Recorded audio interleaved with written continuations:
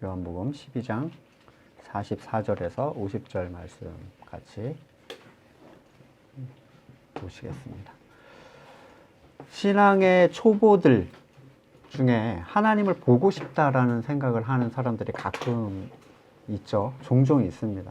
나름 하나님을 상상하면서 어떻게 생겼을까? 뭐 흰 수염에, 저는 어렸을 때 그렇게 생각했는데 하나님을 보게 된다면 이런저런 소원을 말해야 되겠다. 기회를 얻는 것처럼 생각을 하기도 하죠. 하지만 이스라엘 사람들은 하나님을 보고 싶어 하지 않았어요. 하나님을 본다는 게 곧 죽는 거였거든요. 그렇죠? 지금 본문의 사람들이 예수님의 지금 말씀에 대하여 느끼는 감정은 이방인으로서 받아들이는 어떤 감정과는 전혀 다른 감정이었습니다.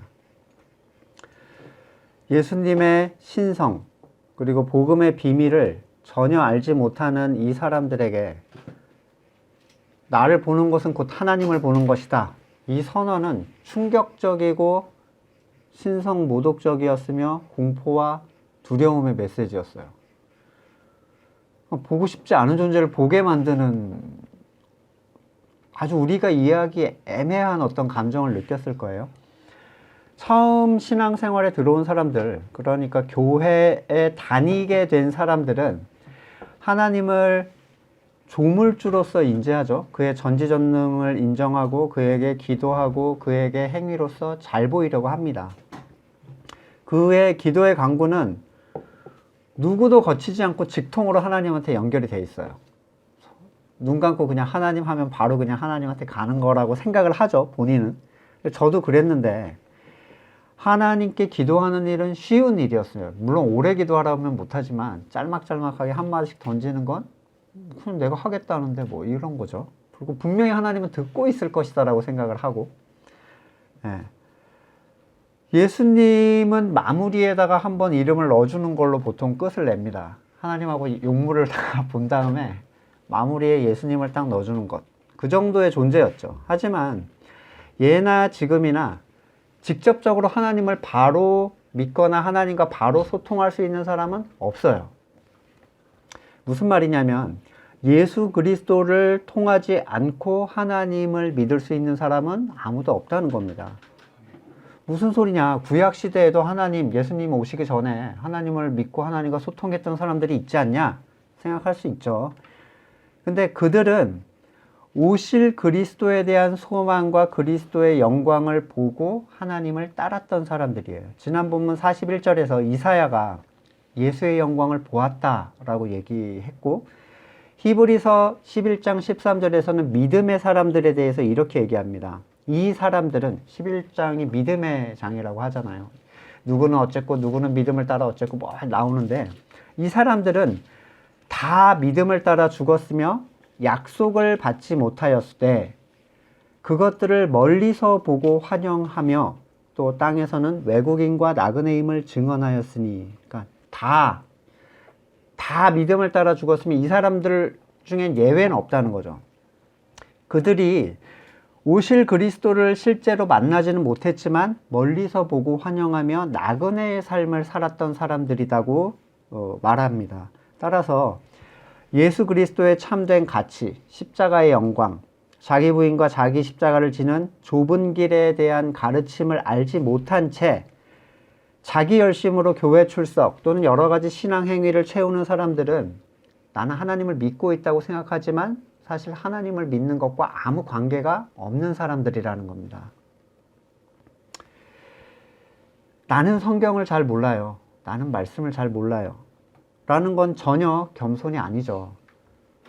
물론 누구든지 나는 성경을 잘한다 라고 얘기할 수는 없습니다. 하지만 자신이 믿는 그리스도에 대한 분명한 복음의 내용, 그리고 그것을 통하여 얻게 되는 가치, 그리고 얻게 될 소망에 대해서 나는 모른다. 성경 얘기는 하지 마라. 나는 일만 할 것이다.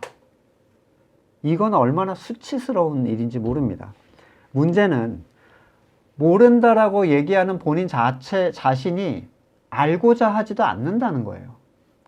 모른 채로 나는 그냥 살아갈 거야. 거의 이런 식으로 얘기를 합니다. 그저 예배 출석하고 설교 듣는 일이 나의 신앙생활의 전부다라고 생각한다면 절대로 성경에 대해서 알 수가 없을 겁니다. 전에 성경 공부 천년상에서 제가 언급한 것이 있어요. 왜 주일 설교만으로는 안 되는가? 자신이 성경 안으로 들어오고자 하는 열정이 없이 주일 설교만으로 일주일에 한 번씩 띄엄띄엄 듣는 그 토막들로 내가 만들어내는 어떠한 신은 하나님과 아무 관계가 없어요. 큰 그림을 볼 수가 없다는 거예요. 성경이 무엇을 얘기하는지. 하나님은 영이시죠. 누구도 하나님을 보거나 그분을 알거나 상상해낼 수가 없습니다. 흙 속에 사는 개미가 저의 생각과 뜻을 알 수 없는 것보다 제가 사람이 하나님의 뜻을 알 수 없는 그 갭이 훨씬 비교할 수 없이 큰 거예요.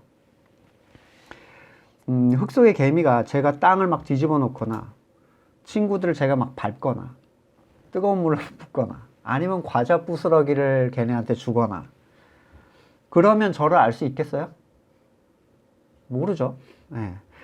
아주 위험한 존재 또는 호의적인 존재라고 인식조차도 못할 거예요. 제가 과자를 준다 해서.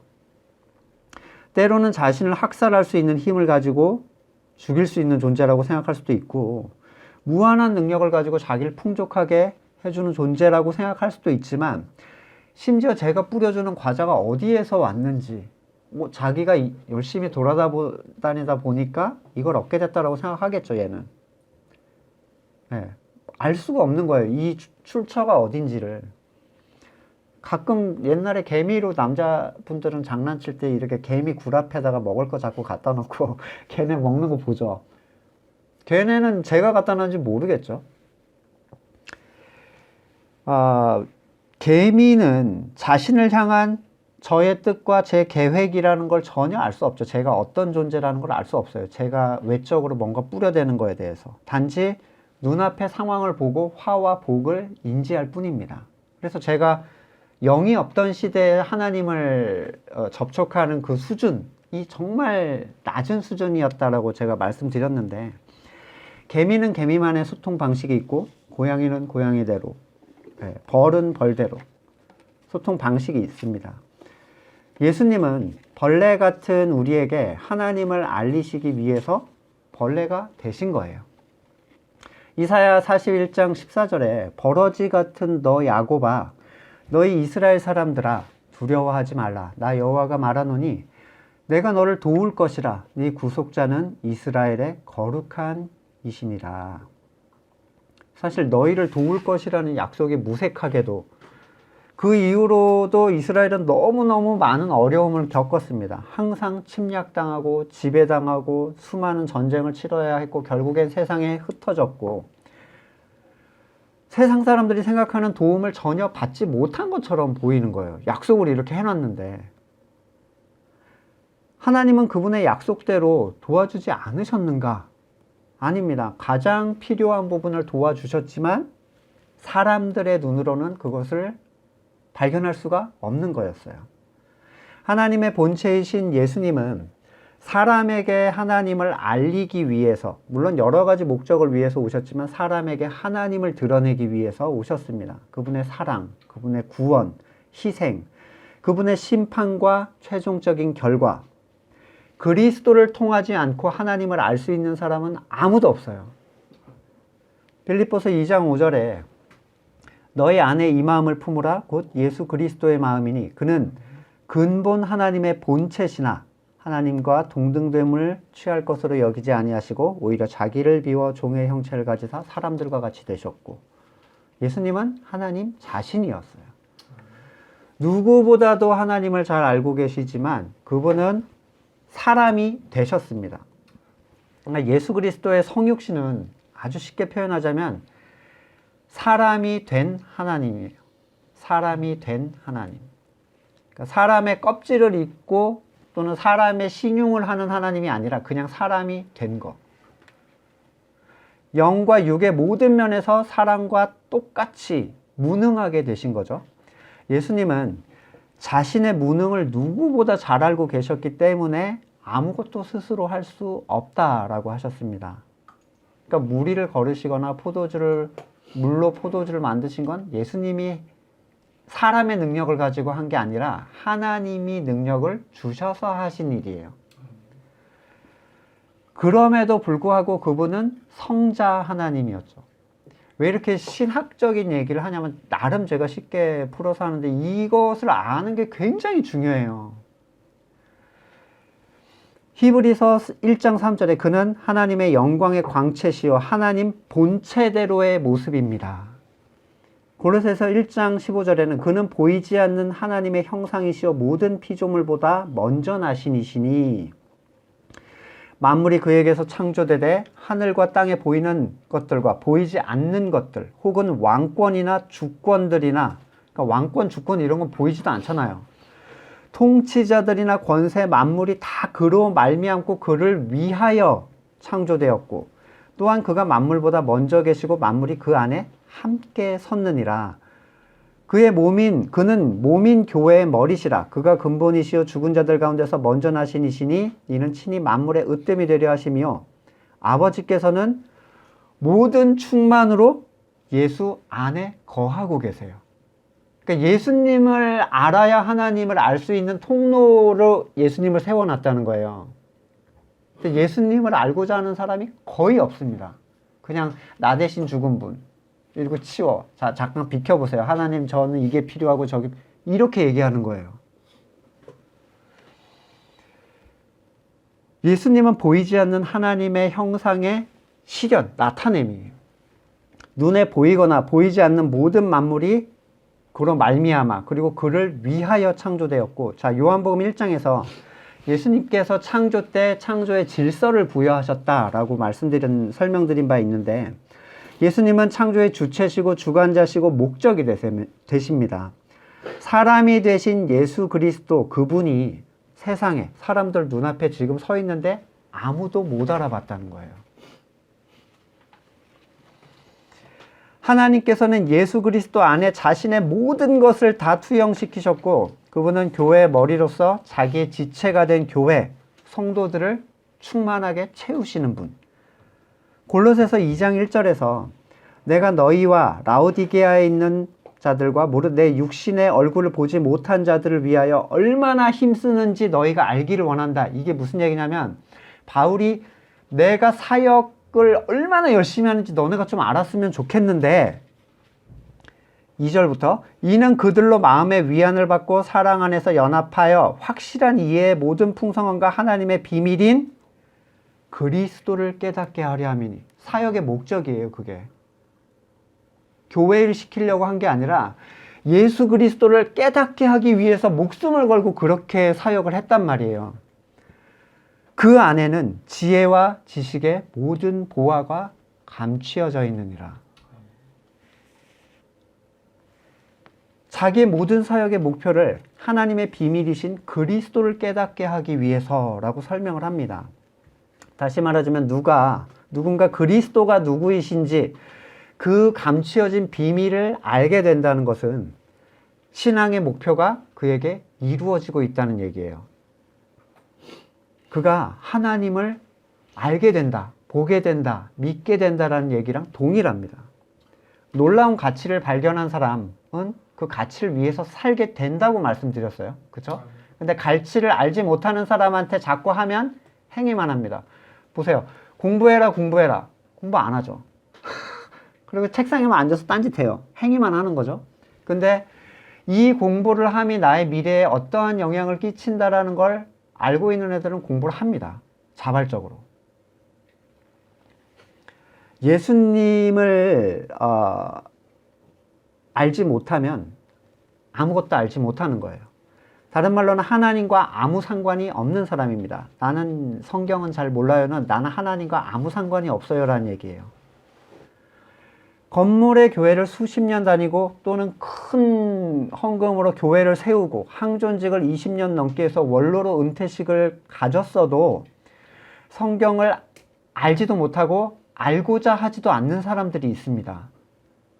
그들은 교회 일에는 열심이지만 하나님을 아는 것에는 전혀 힘을 안 써요.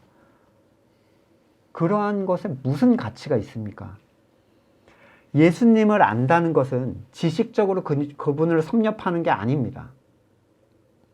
예수님이 뭐 이루어 놓으신 일이 뭐 1번 뭐 이렇게 외우는 게 아니에요. 주여 주여 하던 자들이 실제로 예수님과 접촉하고 생활했고 배웠던 사람들이지만 예수님은 그들을 모른다고 하셨어요. 나는 널 몰라. 너는 나를 안다고 생각하지 모르지만 나는 너가 누군지 몰라. 예수님을 안다는 것은 예수님을 오신 목적 그대로 받아들이는 것이고, 이 일은 배우거나 설득될 수 있는 게 아닙니다. 오직 하나님께서 택하신 자들에게만 허락된 자기의 절망을 발견하고 구주를 찾게 되는 현상. 저는 그렇게 받아들이는데요 라고 착각하기가 참 쉽죠. 마치 주여 주여 했던 자들처럼.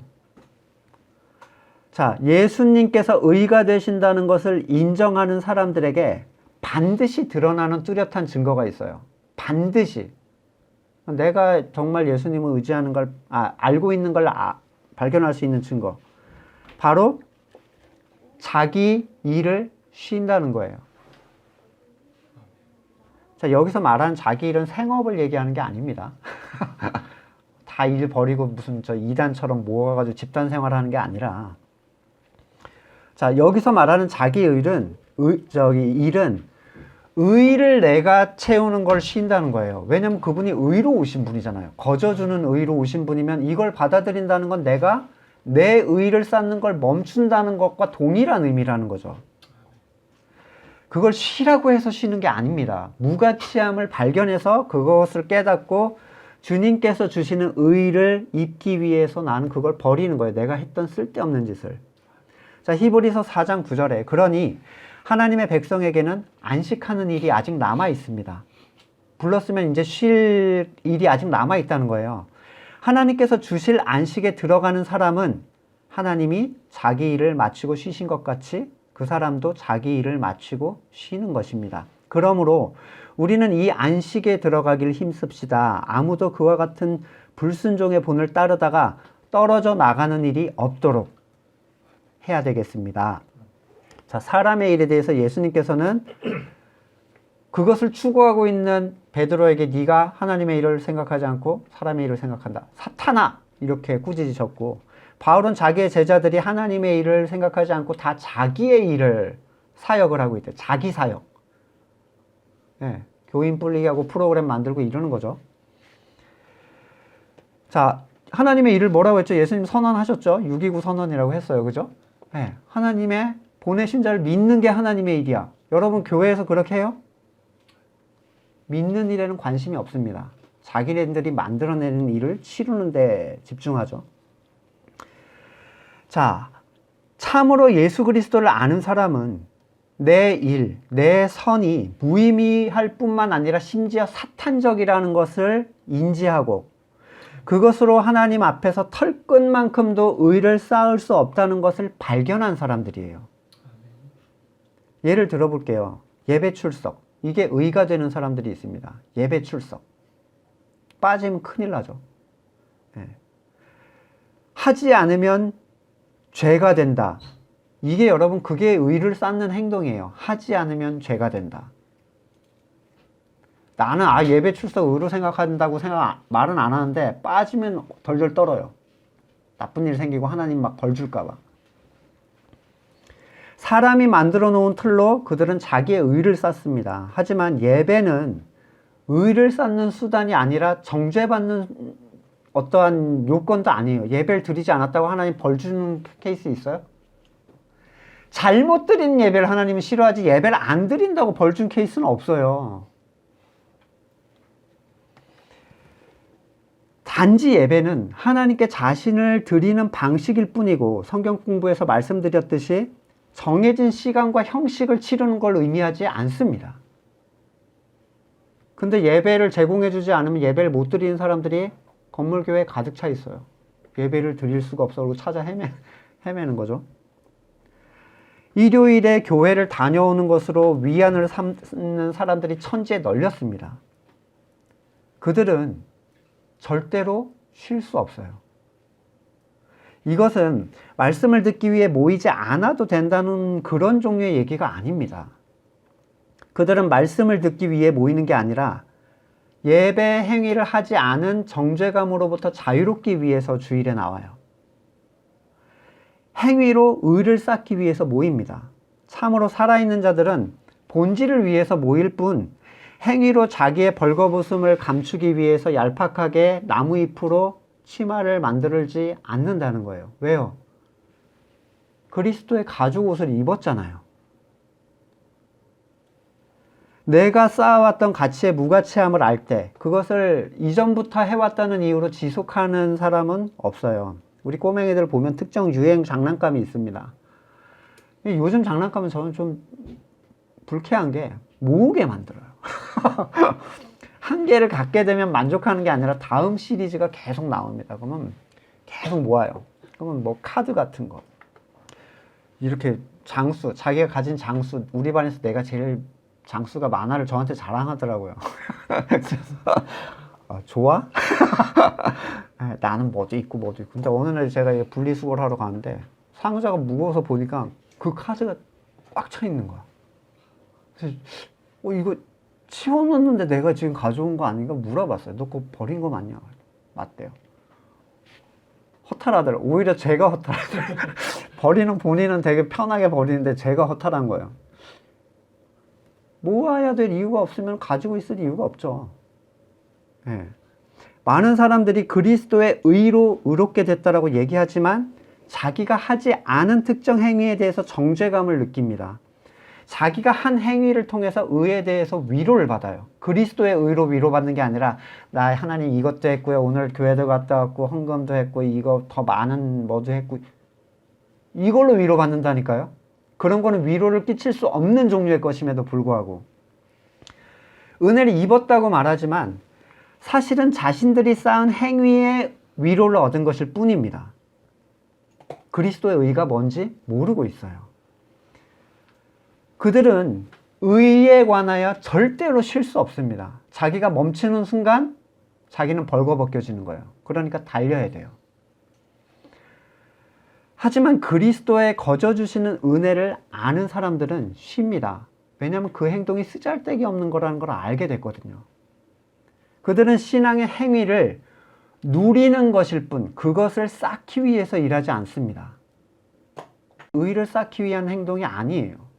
기도도, 찬양도, 봉사도, 구제도.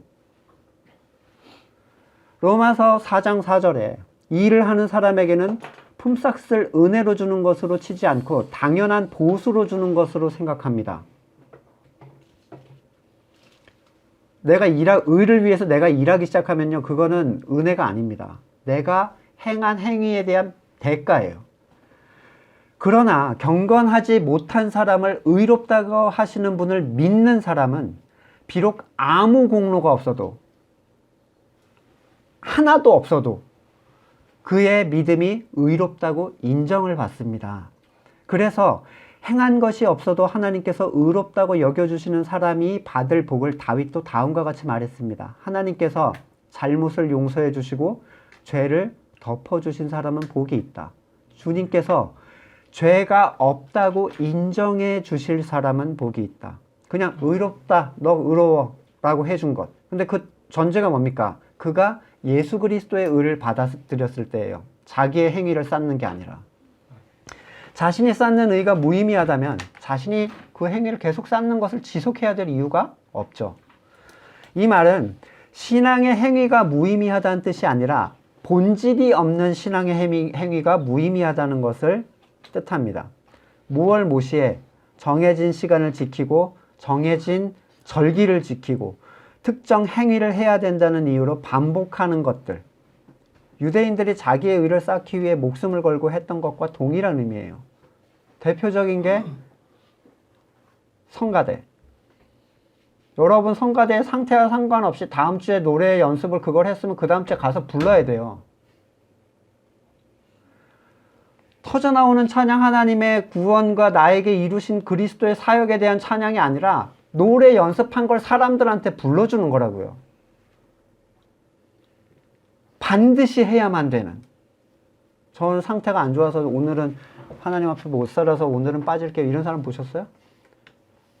그러면 이렇게 얘기합니다. 너만 그렇게 살았냐? 우리도 다 그래. 하지만 하잖아. 그럼 뭘 위해서 하는 거죠, 도대체? 하나님께서 독생하신 예수님께 사람의 몸을 입혀서 보내신 것은 하나님을 드러내기 위해서예요. 그분 안에 하나님을 다 투영시켜서 하나님을 알게 하기 위해서란 말이에요. 이분이 없으면 누구도 하나님을 알 수 없어요. 하나님을 알게 되면 자신이 죄인이라는 것을 알게 됩니다. 하나님을 알게 되면 이분밖에는 내가 하나님께 나갈 수 있는 방법이 없다는 걸 알게 돼요.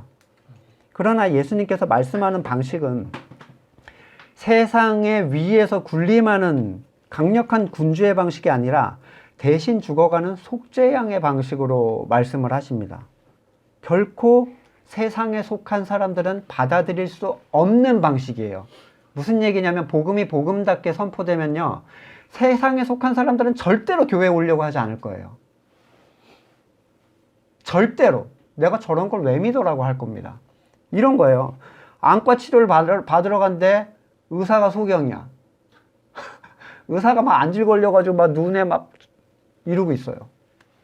내가 죄를 벗으려고 변호사를 찾아왔는데 수갑을 차고 있어. 그의 외적인 모습은 절대로 세상 사람이 신뢰할 수 없는 모습입니다. 출신, 재산, 가문, 나이, 학식, 그 어떤 것도 기대할 만한 것이 없었어요. 그리고 그는 십자가에서 죄인의 타이틀을 달고 죽으시고 살아나셨습니다. 그리고 성도들에게 뭐라고 하십니까? 너희도 나와 같은 길을 가야 된다.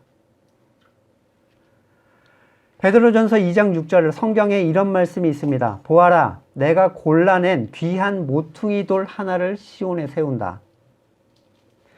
그를 믿는 사람은 결코 부끄러움을 당하지 않을 것이다. 이 돌은 예수님을 의미하는데 하나님이 하나님의 집인 교회를 짓기 위해서 정성스럽게 고른 돌이에요. 하나님께서. 7절에 그러므로 이 돌은 믿는 사람들인 여러분에게는 귀한 것이지만 믿지 않는 사람들에게는 집 짓는 자들이 버렸으나 모퉁이의 머릿돌이 된 돌. 그러니까 세상에 속한 사람들은 버린 만한 돌로 하나님은 지었다는 거예요. 왜요? 세상에 속한 사람들이 인정하거나 다가오지 못하도록. 또한 걸리는 돌과 넘어지는 바위입니다. 그 돌은 세상에 속한 자들에게는.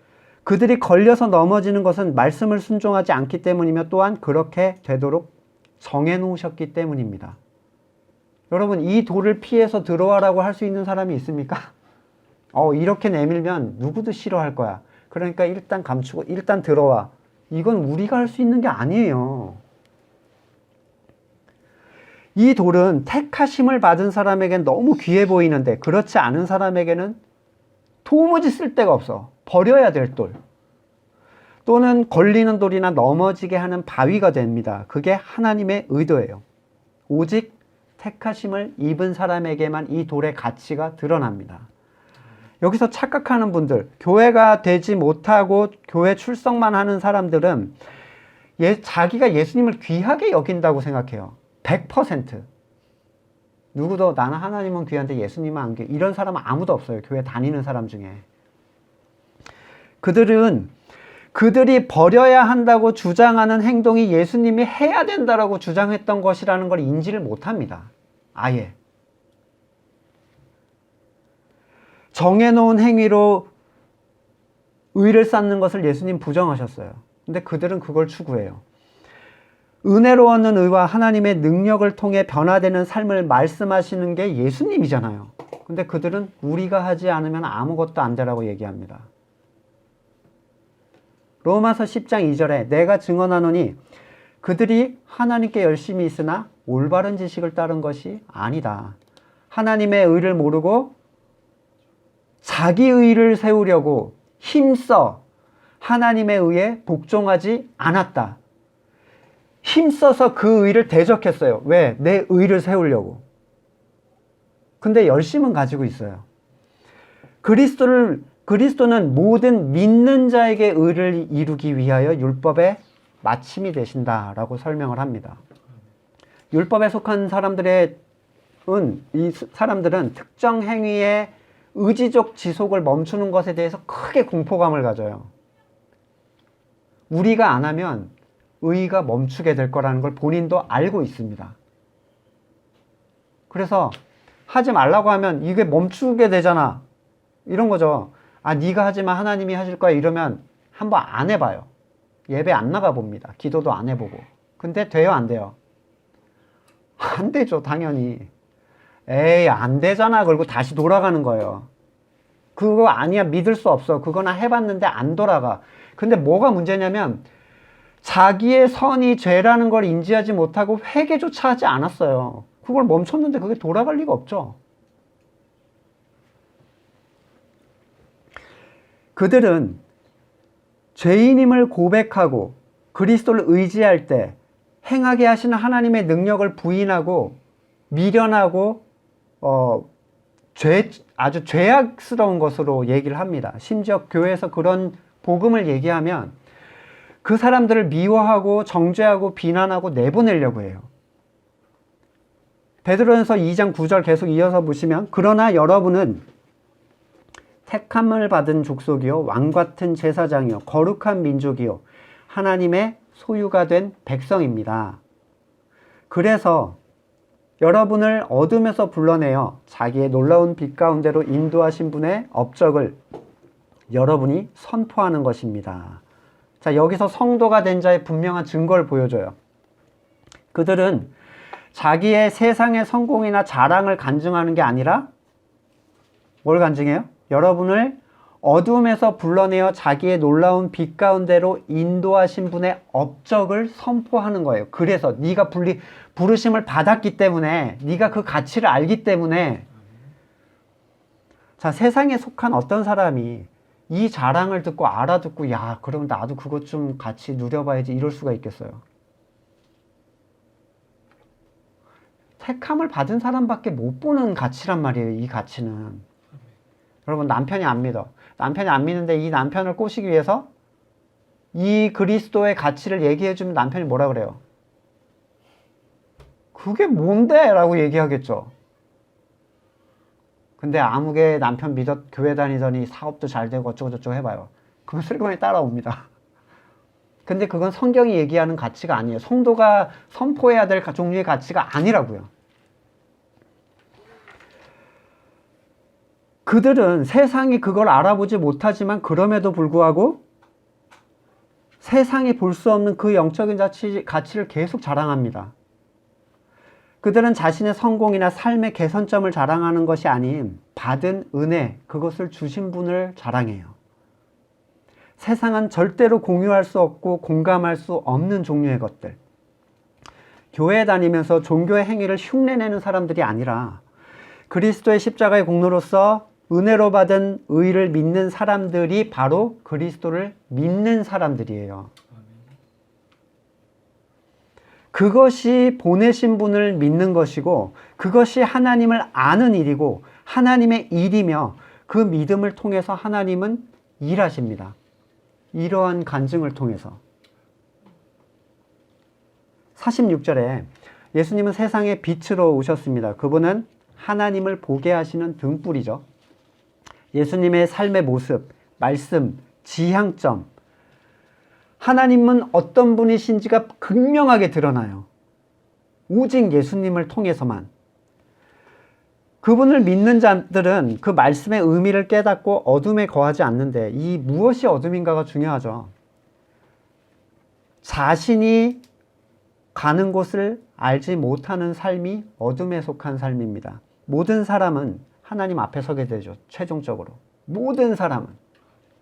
누구도 그 앞을 거치지 않고 통과할 수 있는 사람은 없습니다. 죽으면 무조건 하나님 앞에 서요.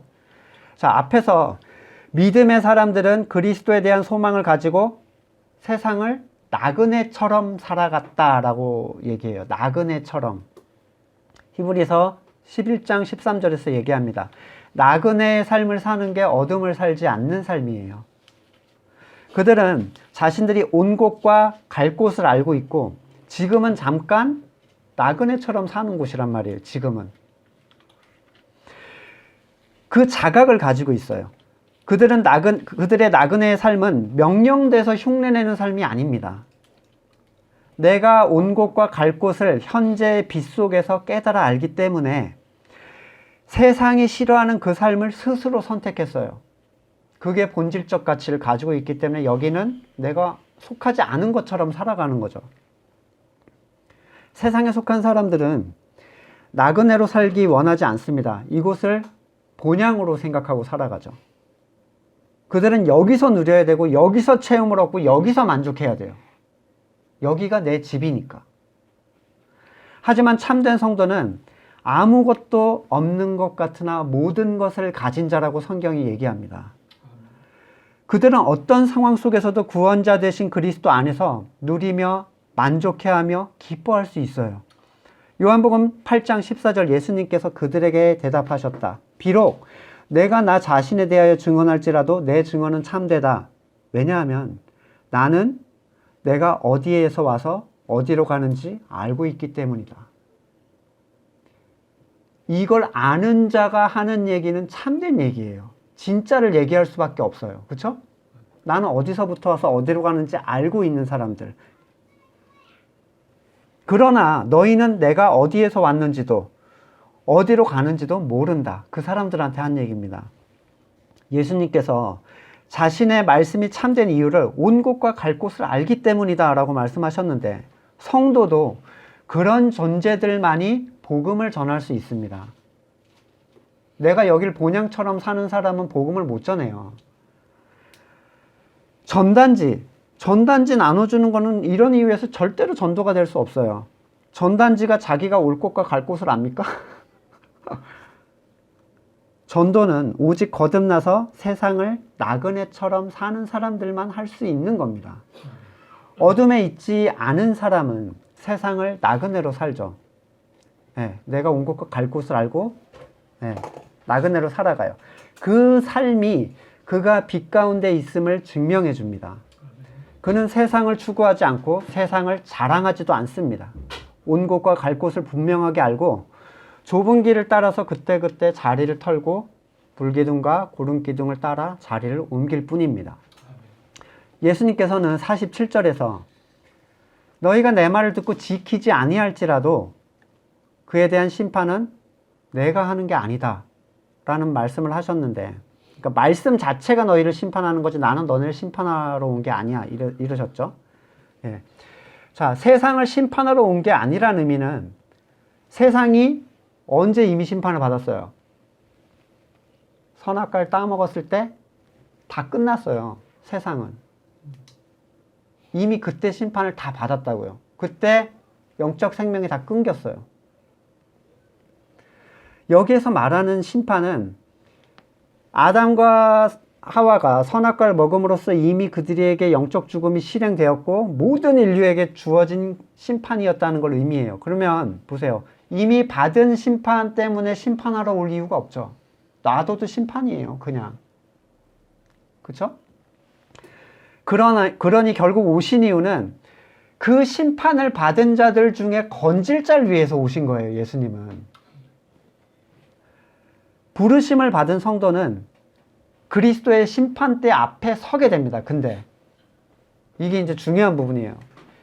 자, 부르심을 받지 않은 자는 심판대에 서고 말 게 없이 이미 심판을 받은 채로 죽는 거죠. 근데 그리스도에게 부르심을 받은 자는 심판대 앞에 서요.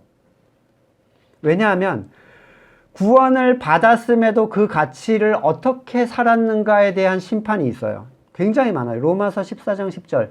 네가 어찌하여 내 형제를 비판하느냐, 어찌하여 형제를 업신여기느냐, 우리가 다 하나님의 심판대 앞에 서리라. 고린도후서 5장 10절. 이는 우리가 다 반드시 그리스도의 심판대 앞에 나타나게 되어 각각 선악간에 그 몸으로 행한 것을 따라 받으려 함이라. 이거 성도한테 하는 얘기입니다. 야고보서 5장 9절. 형제들아 서로 원망하지 말라. 그리하여 심판을 면하리라. 보라, 심판주가 문 앞에 서 계신다. 베드로전서 1장 17절. 외모로 보지 않고 사람의 각 행위대로 심판하시는 이를 너희가 아버지라 부른즉 너희가 나그네로 있을 때를 두려움으로 지내라. 성도가 심판대 앞에 섭니다. 요한 1서 4장 17절. 이로써 사랑이 우리에게 온전히 이루어진 것은 우리로 심판날에 담대함을 가지게 하려 함이니 주께서 그러하신 것 같이 우리도 이 세상에서 그러하니라. 보세요. 부르심을 받지 않은 사람은 심판대에 설 필요 없이 쓸어서 넣어버리면 되죠. 근데 부르심을 받은 사람은요, 예수 그리스도 앞에 서야 돼요. 그 삶의 가치, 그 은혜의 가치를 어떻게 누리고 살았는가에 대한 선택이 있습니다. 그 사람들한테는. 부르심을 받은 사람은 그의 삶에 대하여 하나님 앞에 섭니다. 사탄은, 그래서 바울이 뭐라고 했어요? 심판 앞에서 두려워했어요. 네, 두려워했어. 그리스도 앞에 서게 될 일에 대해서. 자, 이제 이것이 그래서 어떻게 행위를 했는가 이걸 따진다는 얘기가 아니에요. 이제 뒤쪽에 설명을 드릴게요. 사탄은 영적인 존재였음에도 불구하고 회개의 기회를 얻지 못했어요. 그러나 하나님께서는 사람을 창조하시고 무너진 사탄에게 하나님의 하나님 되심을 드러내셨어요. 47절에서 말씀하신 예수님의 말씀, 내 말이 너희를 심판할 것이다. 이 말이 하나님이 주신 그대로의 말씀이기 때문에 이 말이 너희를 심판할 것이다 그랬는데, 이 말씀은 율법처럼 지키는 종류의 말씀을 얘기하는 게 아니에요. 그러니까 주님의 말씀을 제2의 율법으로 만들어서 그걸 지키려고 하는 사람들이 있어요. 오른뺨을 때리면 왼뺨을 때려라. 이렇게 내밀어라. 이렇게 행위로 하려고 하는 사람들이 있는데, 은혜의 본질을 이해하지 못하는 사람들의 태도입니다.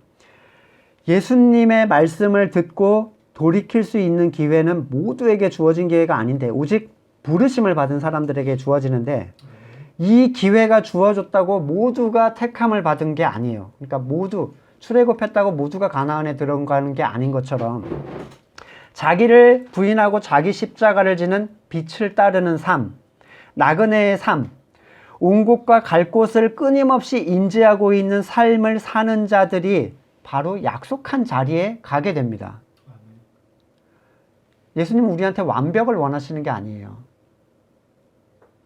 완벽을 원하시면 누구도 천국에 못 가죠. 네. 처음에 받은 그 은혜, 부르심의 은혜를 놓치지 않고 계속 따라가는 것. 로마서 8장 1절에 그러므로 이제 예수 그리스도 안에 있는 자에게는 결코 정죄함이 없나니, 정죄함이 있어야 못 들어가는 거 아니에요. 심판받는 거 아니에요. 근데 그리스도 안에 있을 때는 정죄함이 없어. 이는 그리스도 예수 안에 있는 생명의 성령의 법이 죄와 사망의 법에서 너를 해방했기 때문이라. 율법이 육신으로 말미암아 연약하여 할 수 없는 것을 하나님은 하시나니 곧 죄로 말미암아 자기 아들을 죄 있는 육신의 모양으로 보내서 육신의 죄를 정하사 육신을 따르지 않고 그 영을 따라 행하는 우리에게 율법의 요구가 이루어지게 하려 하심이라. 보세요. 율법을 지킴으로써 또는 행위로써 의를 쌓을 수 없던 이미 심판을 받은 자들을 위해서 예수 그리스도를 보내시고 어떻게 했습니까? 그 연약한 육신의 전 인류의 죄악을 때려 박으신 다음에 그걸 치신 거예요, 하나님이. 자, 이 존재가 네 죄를 해결하는 존재, 이 존재가 너에게 의를 부여하는 존재라는 걸 받아들일 거야, 안 받아들일 거야? 이걸 보시는 거예요. 이게 하나님의 말씀이에요. 어떻게 보면 너무 간단한 조건이에요. 물론 부르신 자들에게만 주어지는 조건이죠. 이거를 믿어서 너 마지막에 이 그리스도 안에 있음으로 정죄함을 면할 거야? 아니면 네 행위를 쌓아서 네가 내가 부여한 의를 거부할 거야? 둘 중에 하나인 거예요. 그럼 우리가 정말 중요하게 생각하는 핵심은 뭐여야 됩니까? 내 의를 우리가 끊임없이 살피면서 부인하는 거예요. 내 선을 부인하는 거. 그래야 그리스도의 의를 입을 거 아닙니까? 예수님이 오신 목적은 사람이 해결할 수 없는 죄를 그 몸된 육체로 처리하시기 위함이지, 심판은 그분이 전해주신 하나님의 말씀에 다 있어요. 날 믿어라. 내가 해결해 줄 거야. 근데 이걸 안 믿으면 그 자체가 그에게 심판이에요. 그것이 예수님이 우리에게 전해주신 하나님의 말씀을 그대로 대언하신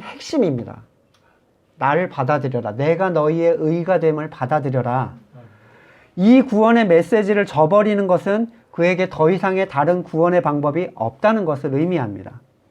그의 명령이 무엇인지 한번 생각해 보십시오. 그것은 행위로 지켜야 하는 주일 성수나 11조 같은 종류의 내용과는 전혀 무관합니다. 또는 십계명이나 율법의 행위 같은 옛 언약에 속한 것도 아니에요. 너희가 절대로 추구하거나 얻을 수 없는 것을 내가 거저 줄 테니까 그분의 죽으심으로 의롭게 되었다는 것을 받아들이겠는가? 도대체 신앙을 위해서 여러분 뭘 하고 계십니까? 신앙을 위해서 어디에 집중을 합니까? 무엇에 신경을 쓰고 무엇을 두려워하고 있습니까? 여러분의 삶은 의에 대하여 쉬고 있습니까?